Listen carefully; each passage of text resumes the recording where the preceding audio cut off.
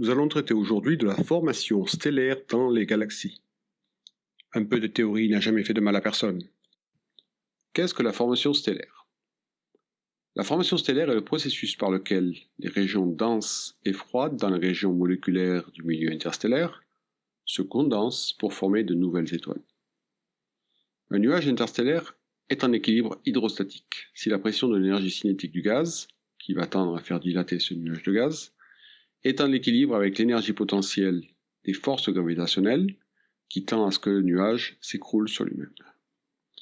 Mais une perturbation, par exemple l'explosion d'une supernova proche, va changer cet équilibre et conduire à l'écroulement du nuage et donc la formation d'étoiles. Dans ce petit film, nous allons explorer la nébuleuse de la tête de cheval. Donc ce film a été créé par l'Agence spatiale européenne. La nébuleuse de la tête de cheval se trouve dans la constellation d'Orion et plus précisément dans la nébuleuse d'Orion. Donc nous allons nous rapprocher lentement et nous voyons maintenant apparaître la nébuleuse de la tête de cheval. C'est une zone sombre et nous savons maintenant que ces zones sombres ne sont pas dues au fait qu'il n'y a pas d'étoiles, mais ce sont des régions qui sont opaques à la lumière visible. Nous passons en lumière infrarouge, donc à plus grande longueur d'onde, et là, maintenant, nous pouvons observer à l'intérieur de ces nuages moléculaires, ces nuages de gaz. Et ce que nous y trouvons, ce sont essentiellement des nouvelles étoiles qui sont en train de naître. Ces nuages de gaz existent ailleurs dans la Voie lactée, mais existent également dans d'autres galaxies. Pour initier cet écroulement de nuages de gaz, il faut des perturbations. Donc vous avez ici une petite animation qui montre l'explosion d'une supernova. Lorsque l'onde de choc atteint le nuage de gaz, eh bien, nous avons ces perturbations et la formation de nouvelles étoiles. Donc c'est l'une des origines possibles. Le taux de formation stellaire est un paramètre crucial pour les astrophysiciens. Ce taux de formation stellaire, Star Formation Rate ou SFR en anglais, est la masse en étoiles formée dans une région, par exemple une galaxie, par unité de temps. Donc psi de t est égal à la dérivée de la masse stellaire en fonction du temps, ou moins la dérivée de la masse de gaz en fonction du temps, puisque les étoiles sont formées à partir du gaz. Dans la Voie lactée, le taux de formation stellaire est faible, 2 masses solaires par an. Mais il peut être beaucoup plus important dans d'autres galaxies, et en particulier dans celles en phase de flambée de formation stellaire, ou starburst, comme nous l'avons vu, où il peut atteindre 1000 masses solaires par an. La distribution en masse des nouvelles étoiles créées n'est pas aléatoire.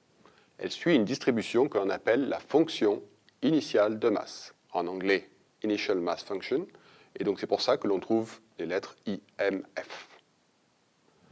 Nous ne savons pas si l'IMF est la même ou non partout et à tous les âges de l'univers.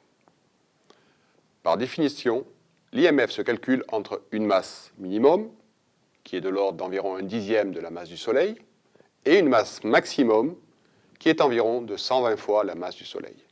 Et par définition, encore, l'intégrale est égale à 1.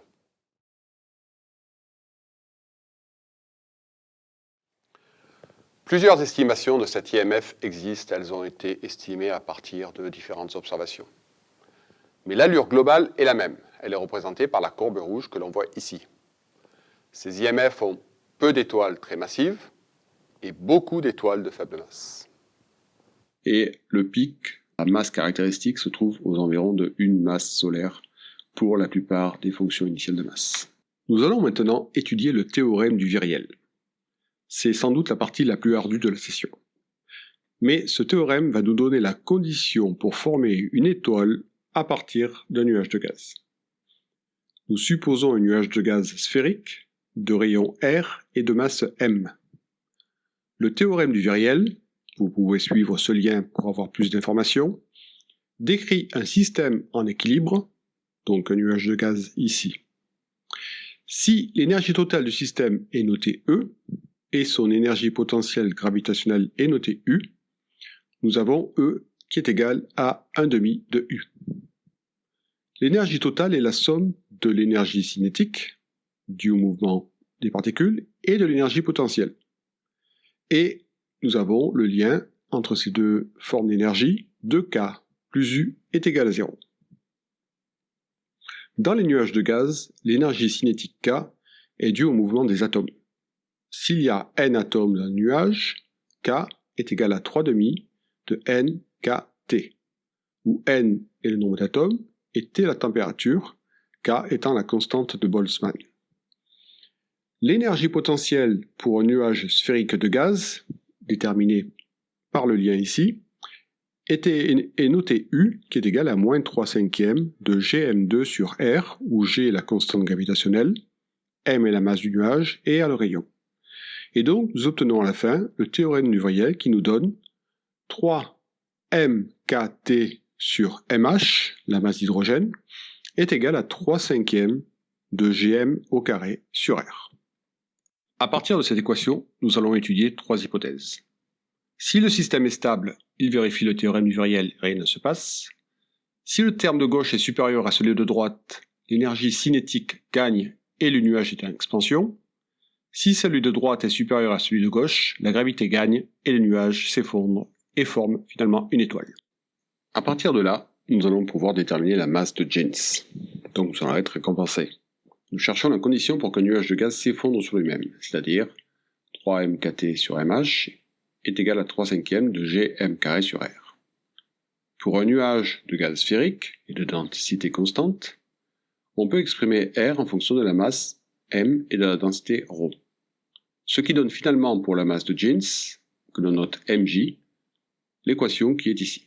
Donc tout nuage plus massif que mj, la masse de Jeans, s'effondrera sur lui-même pour former une étoile. Nous allons maintenant réaliser une application numérique qui va nous donner quelques ordres de grandeur. Nous allons calculer la masse de Jeans dans deux nuages différents et vérifier leur statut.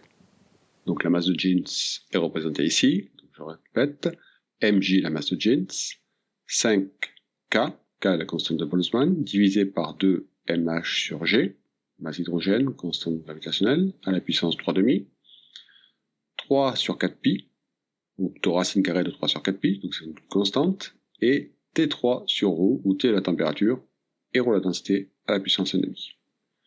Nous pouvons remplacer la densité ρ par le nombre n multiplié par mh, donc la masse d'hydrogène, et c'est donc l'équation que vous avez au-dessous. Je donne quelques valeurs numériques, mh la masse d'hydrogène, k la constante de Boltzmann, et g la constante gravitationnelle. Et dans le tableau au-dessous, vous avez deux hypothèses essentiellement, un nuage diffus de gaz et le cœur d'un nuage moléculaire, avec des températures différentes, des densités différentes, une masse de gaz différente, et donc le lien entre la masse de gaz et la masse de Jeans est donné. Dans le cas du nuage diffus, qui se trouve dans la deuxième colonne, la masse de gaz est inférieure à la masse de Jeans. Le nuage est stable. Par contre, si c'est un nuage moléculaire dense, c'est la troisième colonne, la masse de gaz est supérieure à la masse de Jeans. Le nuage est alors instable, il va s'écrouler sur lui-même et va former une ou plusieurs étoiles. Donc ce critère, comme vous pouvez le voir, est très utile et il peut être utilisé de manière généralisée. Puisque vous avez fait l'effort de venir jusque-là et de passer les équations précédentes, on va essayer d'estimer un autre paramètre qui est le temps de chute libre. Ce temps de chute libre est donné par la racine carrée de 1 sur g⁻. Et il vaut environ 3 10 puissance 12 secondes. Donc c'est le temps pour que le nuage de gaz s'effondre et forme une étoile. Il est d'environ 100 000 ans. Pour un nuage de gaz avec une masse mj, on peut calculer un rayon de Jeans, Rj qui est donné ici. Et donc un exemple est donné pour le cœur d'un nuage moléculaire. Rj est égal à environ 1800 unités astronomiques pour ce nuage en particulier. Et 1800 unités astronomiques, ça représente 0,027 années-lumière, 10 jours-lumière. On a donc ceci qui se trouve dans une région correspondant environ à disons l'extrémité externe du système solaire, le nuage de Oort. La mesure du taux de formation stellaire, ce que l'on appelle le SFR, pour les galaxies est l'un des objectifs les plus importants de l'astrophysique moderne puisqu'il est lié à l'histoire des galaxies et de l'univers. Des indicateurs de taux de formation stellaire utilisent des données sur l'ensemble du domaine spectral des rayons X à la radio. Et la très grande majorité de ces indicateurs tracent la formation des étoiles les plus massives. Alors je ne vais pas rentrer dans le détail de tous les indicateurs de formation stellaire qui existent. Vous avez ici un tableau avec dans la première colonne à gauche les indicateurs qui vont des rayons X à la radio en passant par l'UV, les raies d'émission, l'infrarouge lointain. La deuxième colonne nous donne les avantages, la troisième les inconvénients et la quatrième la motivation. Pourquoi est-ce qu'on utilise tel ou tel indicateur de formation stellaire? Comme je l'ai dit, ces indicateurs sont souvent liés aux étoiles les plus massives et le domaine de masse des étoiles est donné dans l'avant-dernière colonne. Vous vérifiez bien, effectivement, que ce sont les étoiles les plus massives qui sont utilisées d'une certaine manière. Mais ces étoiles ont des âges différents, et donc l'échelle d'âge des étoiles est donnée dans la dernière colonne. Alors il n'y a pas vraiment de meilleure valeur, de meilleur indicateur de formation stellaire, chaque astronome a sa petite préférence. De manière idéale, comme nous allons le voir, il est utile de combiner l'ensemble de ces indicateurs d'une manière ou d'une autre. Différents processus physiques laissent une empreinte sur la forme globale et détaillée des spectres. Donc une analyse détaillée d'une distribution d'énergie spectrale, Spectral Energy Distribution, SED, est nécessaire.